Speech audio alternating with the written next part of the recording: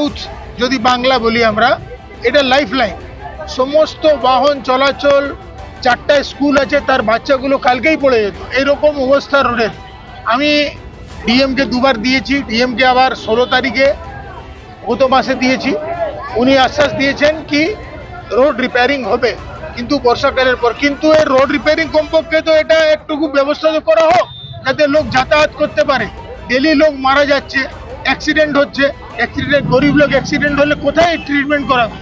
এই যে অবস্থা, আমরা 6 মাস থেকে প্রশাসনকে, সরকারকে জানাচ্ছি, কিন্তু কিছু হয়নি।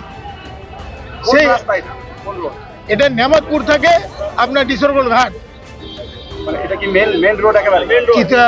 আপনার ওদিক থেকে আসার জন্য, পুরুলিয়া থেকে আসার জন্য তো মেন রোড এটাই। সমস্ত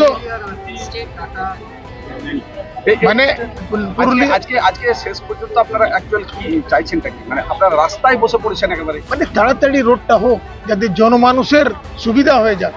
তারা যে এই রোডের মধ্যে চলছে, কারো অ্যাক্সিডেন্ট হচ্ছে, কারো বাচ্চা পড়ে যাচ্ছে, প্রেগনেন্ট লেডি যাচ্ছে, তার রাস্তায় বাচ্চা হয়ে যাবে।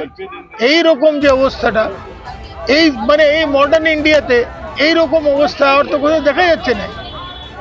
ভারত মাতা কে জয়! ভারত মাতা কে জয়!